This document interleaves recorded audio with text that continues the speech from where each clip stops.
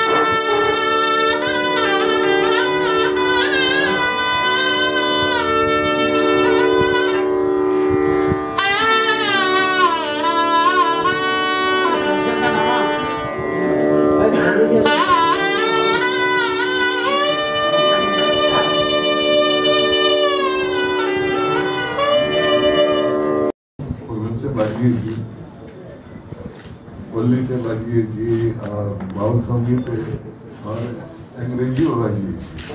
কেন কি এই যে মিউজিক আছে, মিউজিক নিয়ে যে সবাই করছেন, এটা অদ্ভুত ব্যাপার আছে।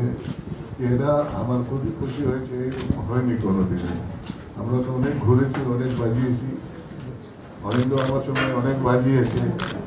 আর ক্লাসিক্যাল তো আছে, উনি যখন বললেন কি দুরকম আবার মানে এটা ছিল, অনেকেই জানতো না কি আলিদা ক্লাসিক্যাল বাজায়। যারা ক্লাসিক্যাল জানতো ওরা জানতো না কি আমি লাইটে বাজাচ্ছি। হ্যাঁ, তো বোম্বে থেকে নিয়ে আসেন যখন বাজিয়েছি, আমি রফি সাহেব সঙ্গে বাজিয়েছি। হ্যাঁ, আর কবি সবাই দেখেছো, ওটাও বাজিয়েছি। সঙ্গে ডুয়েট হয়েছে, কি না হবে রবীন্দ্র জির সঙ্গে বাজিয়েছি, আলী আকবর সঙ্গে। এটা দুটো বড় বড় আর্টিস্ট, সে সব এখন।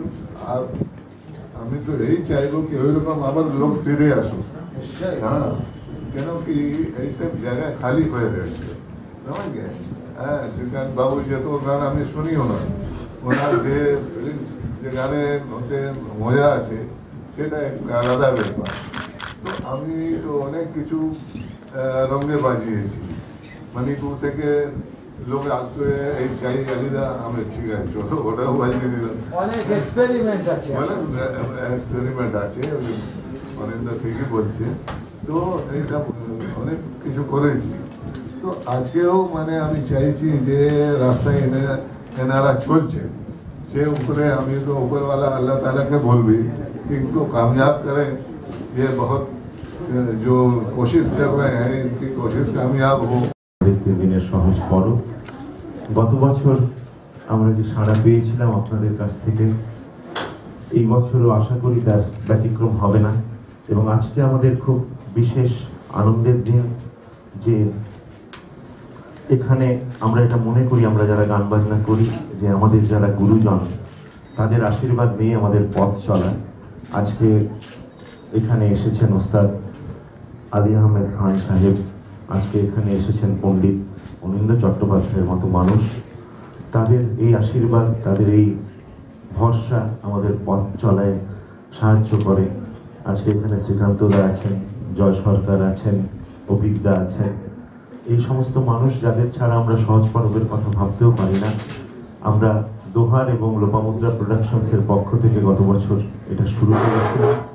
আমাদের উদ্দেশ্য ছিল একটাই, যে আমাদের দেশের যে সঙ্গীত, আমাদের দেশের যে শেকড়ের সঙ্গীত, ক্লাসিক্যাল মিউজিক বা ফোক মিউজিক, লোকগান বা শাস্ত্রীয় গান, শাস্ত্রীয় সঙ্গীত, সেটাকে যেন আমরা আবার মানুষের মধ্যে তুলে ধরতে পারি।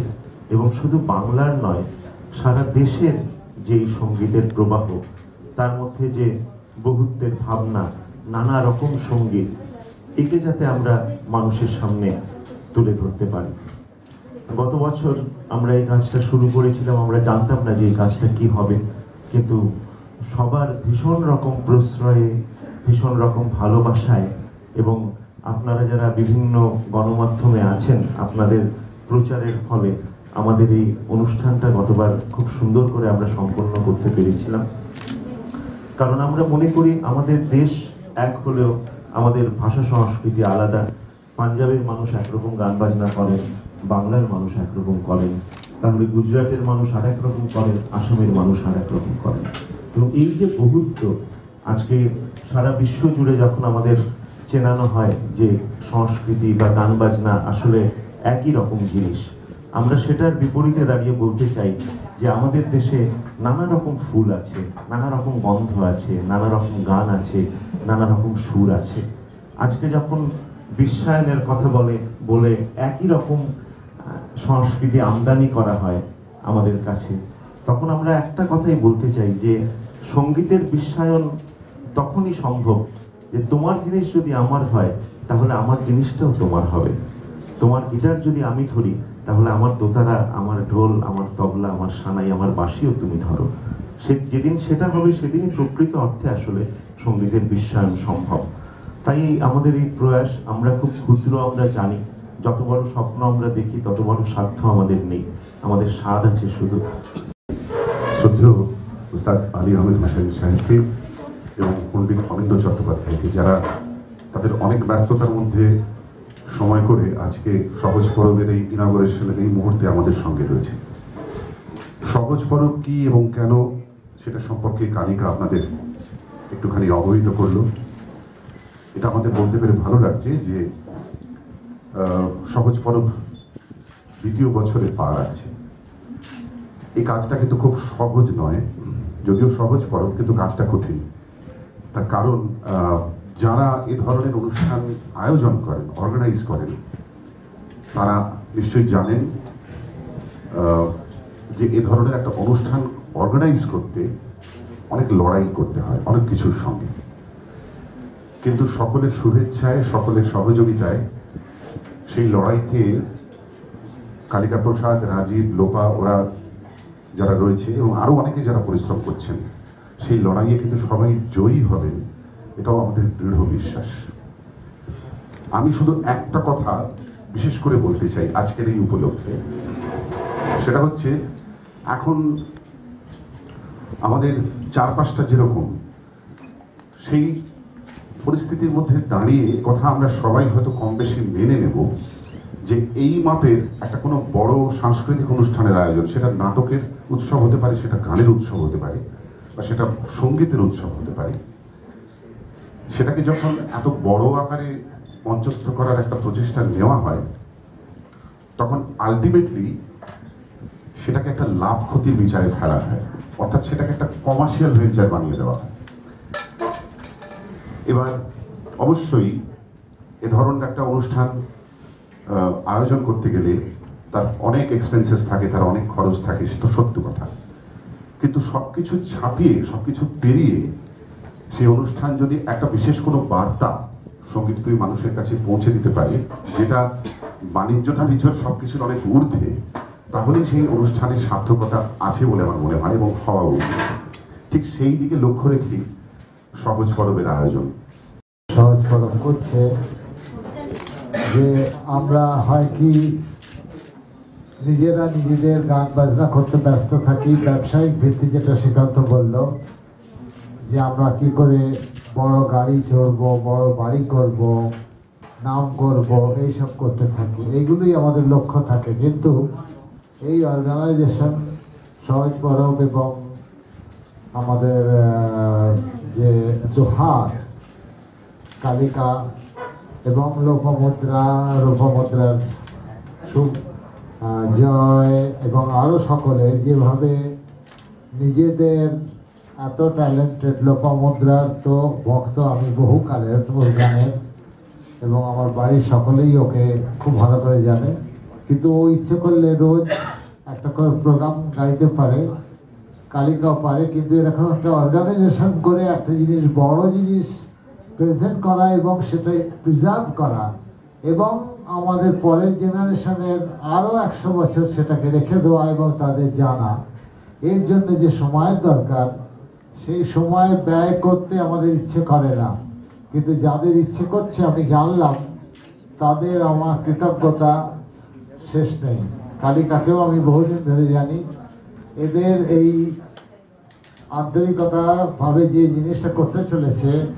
আজকে বাউল আমি পূর্ণদাস বাউলের সঙ্গে ছোটোবেলায় বাজিয়েছি, অমরদার সঙ্গে বাজিয়েছি, এবং আমি রবিশঙ্করের সঙ্গে বাউল যখন উনি দুটো রাগ বাজাবার পর বাউল বাজালেন, আমাকে বললেন তুমি বায়াটা উল্টে বায়ার পেছন দিকটা খোলের মতো করো। তো বায়ার পেছন দিকটা করে দেখলাম একটা অন্যরকম মেজাজ।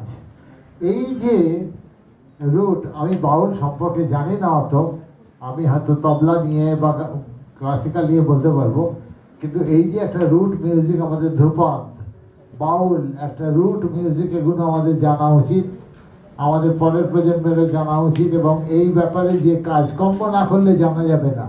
দুটো ফাংশন করে দুটো গান করে কতটা আমরা জানবো, কিন্তু শ্রীকান্ত এর মধ্যে আছে। শ্রীকান্ত একজন বড় ভীষণ ট্যালেন্টেড, আইডিয়া দিতে পারে কি করলে কি হয়। সেই জন্য আমি খুব খুশি আজকে শ্রীকান্তকে দেখে। আর লোপামুদ্রাকে আমি অনেক ধন্যবাদ দিচ্ছি, কালিকাকে এবং সমস্ত অর্গানাইজেশনকে, আপনাদের প্রেস, বিশেষ করে আমি ইন্ডিয়ার অন্য অন্য জায়গায় দেখেছি কোনো নতুন কাজকে প্রেস এবং মিডিয়া কিন্তু অনেক বেশি সাহায্য করে, যেটা সত্যি আমাদের দরকার, শিল্পীদেরও দরকার। এবং এটা নামের জন্য নয়, শ্রীকান্তর নাম আছে, লোপামুদ্রারও নাম আছে, কালিকারও নাম আছে, আমিও জীবনে হাজার হাজার